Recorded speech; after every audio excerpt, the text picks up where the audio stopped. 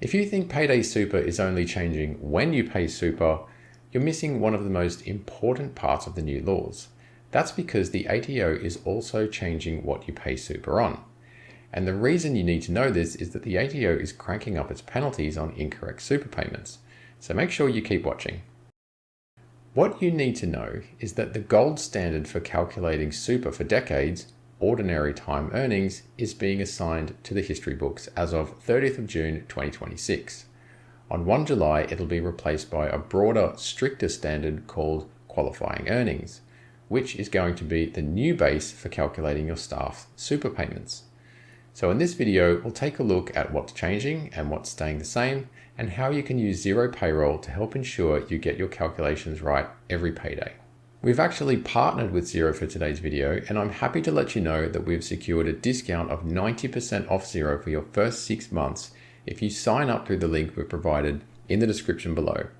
This offer is valid at the time of recording, so if you want to save some money, just go ahead and check out the link below.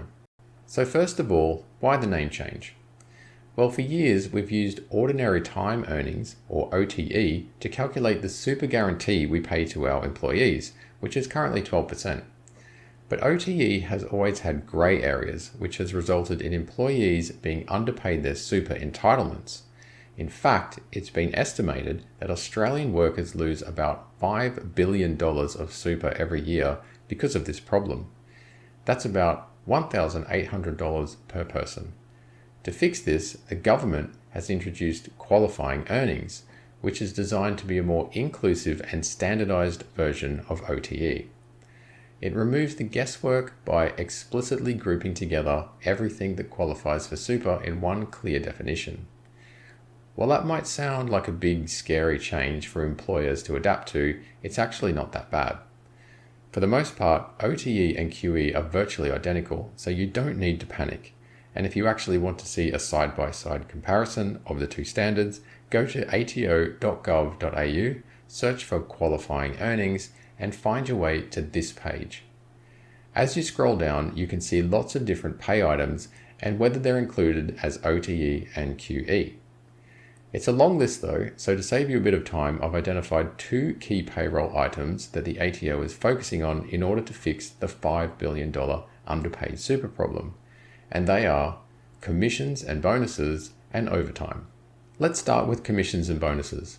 In the past, if you gave an employee a one-off performance gift or bonus, you could argue that it wasn't part of their ordinary time earnings, so you didn't need to pay super on it. Under the new qualifying earnings standard, that loophole is closed. The ATO has explicitly put all commissions and performance-linked bonuses into the qualifying earnings bucket, which means you need to pay super on them, no exceptions. So if you pay a bonus or commission to an employee, make sure you pay super on it too. Okay, now let's take a look at overtime. If a staff member works extra hours, those hours will either be regarded as overtime or additional ordinary hours.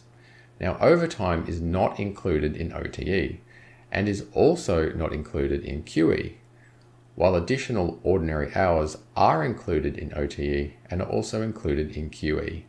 So there's no change there under the new Payday Super rules. What is changing and what you need to be aware of is that the ATO will be monitoring your payroll data in real time via single touch payroll, and they'll specifically look for unpaid super on additional ordinary hours worked.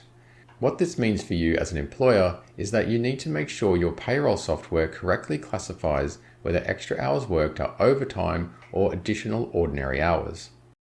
If you get it wrong, you might underpay super, and if that happens, you won't have to wait long until the ATO catches you and hits you with penalties and interest, because as I said, they'll be monitoring you in real time. So as you can see, once Payday Super kicks in on 1 July, you need to be very careful how you classify extra hours worked by your staff members. So what do you need to do to make sure you pay your staff the right amount of super? My recommendation is to do what we do and use a robust payroll program like Xero that makes it easy to add pay items like bonuses and commissions and choose whether or not they are exempt from the 12% super guarantee. You can also do this for overtime, leave, and many other pay items too. So when you post your pay runs, you can be confident that you're paying the right amount of super to each employee. When you file your pay runs with the ATO via Single Touch Payroll, they'll see your data in real time, check that you've paid super on the appropriate pay items, and if you've got it right, you should have nothing to worry about. That's how we use Xero Payroll to stay compliant with the ATO's Payday Super rules, and I highly recommend it as a solution for your business. So remember, Payday Super starts on the 1st of July 2026, and when it comes into effect, there will be no excuses for underpaying super.